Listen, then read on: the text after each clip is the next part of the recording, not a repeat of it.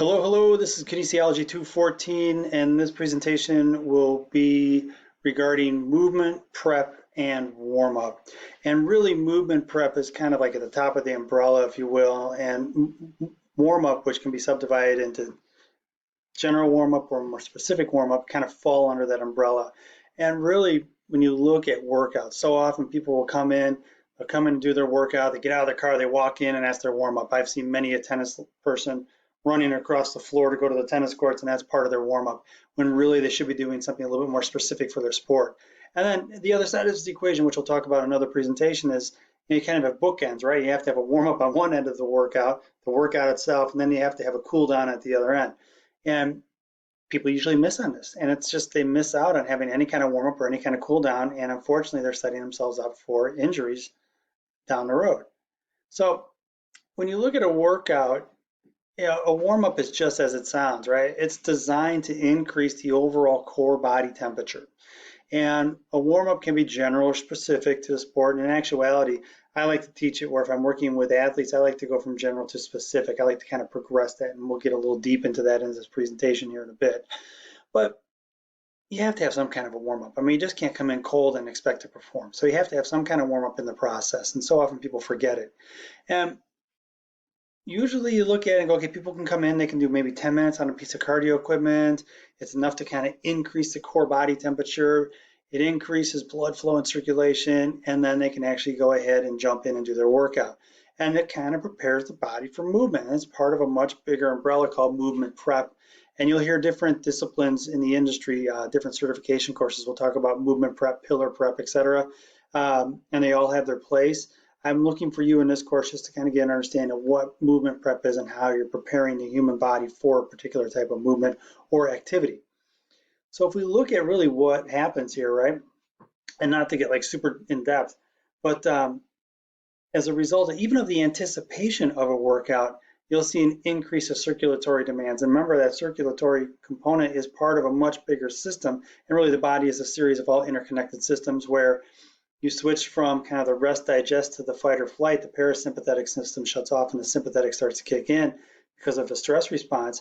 And what you have is your body has this increase of circulatory response prior to a workout in anticipation of the workout itself. So that the body then starts to adapt even further once you start moving. So for really what you're looking at for the context of this course and not wrapping ourselves too far into this ball of yarn here, what you have is really the core body temperature increases. That's part of a warm-up.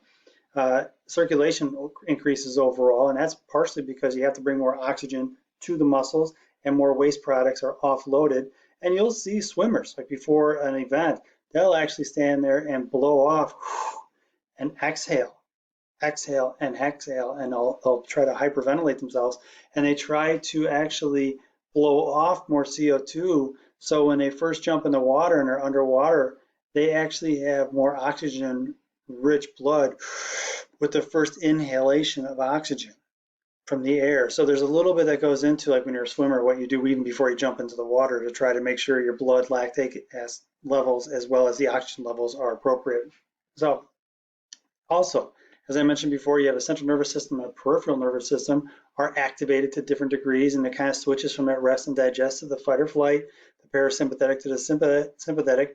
And really, the warm-up itself, what you're after through that increase in circulation is you're trying to have the muscles and the connective tissue be more prepared, and they'll become more pliable as a result. And all of these to the left really do a great job and are partially responsible for, not completely, but partially responsible for increasing work capacity during a workout and reducing the likelihood of injuries while working out. Hugely important to have some type of workout involved. And so when I work with athletes, and this is where I'm going to kind of deviate more into the sport specific side, so put your sport specific hat on. I tend to use a running technique protocol and a running technique warm up as a means to warm up my athletes. And I do that specifically because it's a great tool that takes athletes from more generalized movement patterns to more specific, more dynamic flexibility on the front end to more low-level plyometric work on the back end.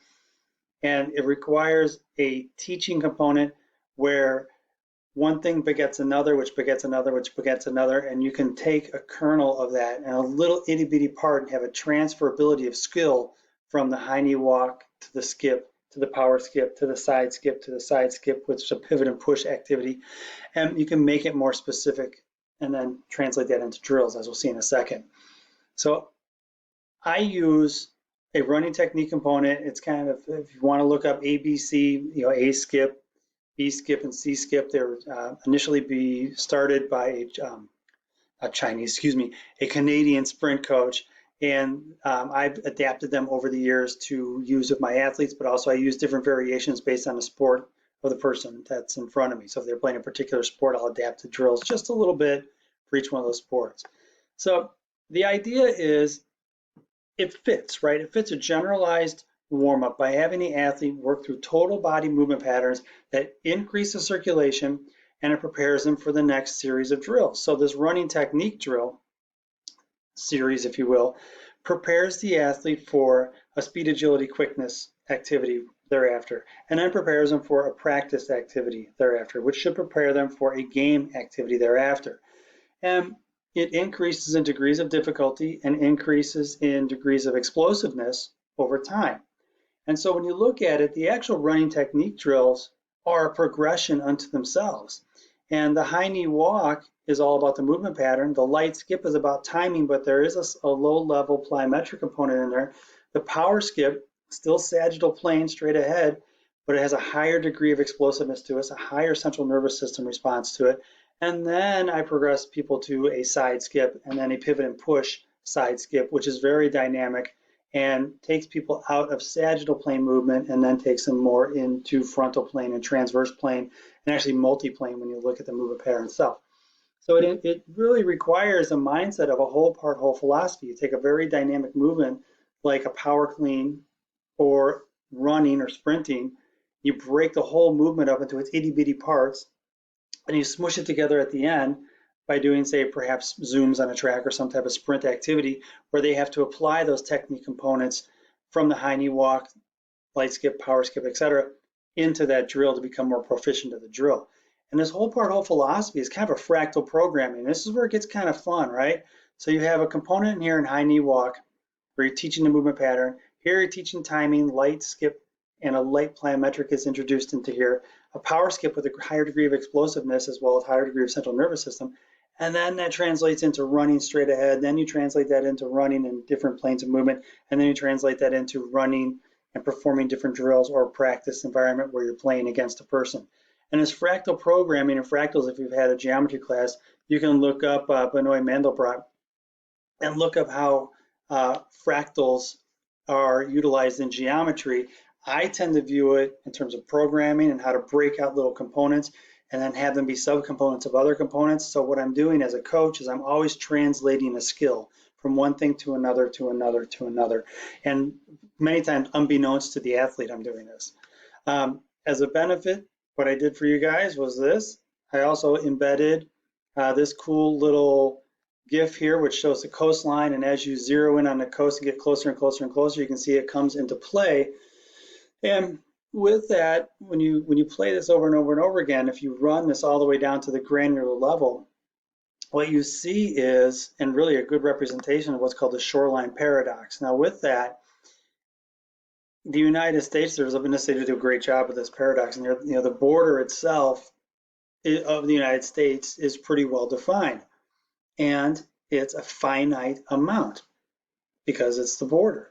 But when you get down to the granular level, like, for example, a molecule of water and a molecule of sand on the actual shoreline, the shoreline itself presents an infinite distance around the United States or Australia, as they use in this example in the video.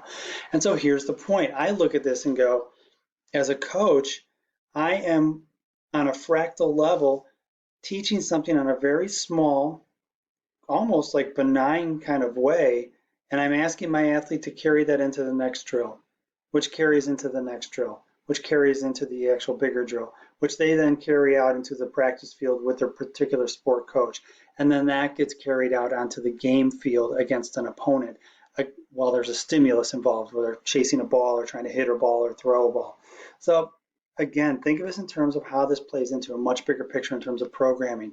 A warm-up itself can be used. Yeah, sure, they're on a treadmill, they're walking, they get their core temperature up. That's fantastic. But you can also use a warm-up as a means to establish skills and have skill development and use those as a foundation for everything else that you do in your training programs. Don't neglect your warm-up and use it as a tool. And the one to the right, it's about 2 minutes long. I'm not going to have you guys sit and watch it here, but you can watch it at your leisure. So when you look at this, general to specific, lower central nervous system to higher central nervous system recruitment. So example of that would be like walking on a treadmill to doing running technique drills to maybe doing zooms at 75% sprinting, sagittal plane, straight ahead. Well, if we break apart and kind of keep that fractal mindset going here, the ABC drills are the high knee walk, the light skip, the power skip, and there's actually 9 to 12 roughly drills that I do that are not all high knee oriented or heel to butt, there's side skip, there's pivot and push drills as well. And realize that this is being broken down, subcategorized into this, and you're using a kernel from here that you're applying to here, that you're applying to here, that you're applying to here, that you're applying to the practice environment. Always translate a skill, whether it's your warm-up or not. So when you look at this now in a different type of progression, you have this individual, let me get myself out of the way here. You have this big fellow over here who is doing a dual action pulley torso rotation. It's listed here as cable crossover. This one's a medicine ball rotation with throws against the wall, and this is a swing of a bat.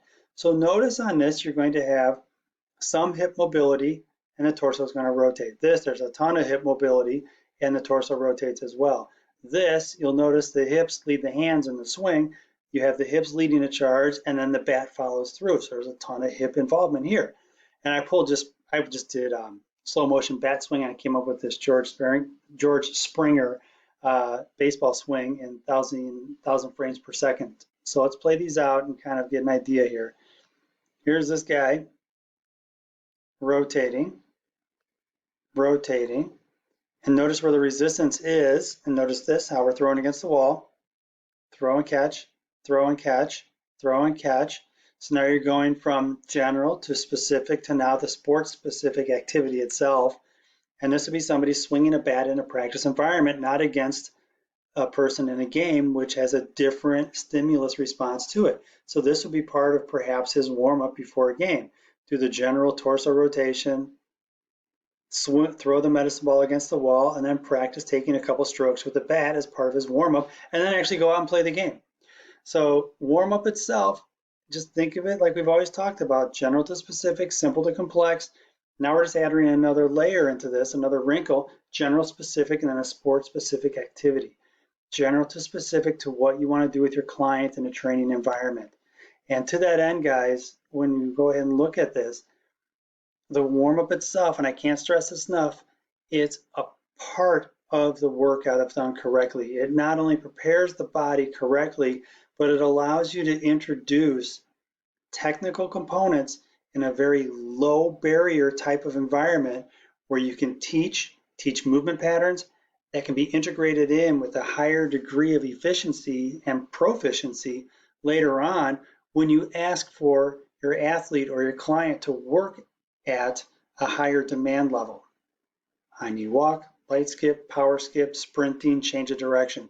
Very analogous to even in the general training environment with the general population. With that, guys, I'm signing off. I hope you enjoyed that. Be on the lookout for another one.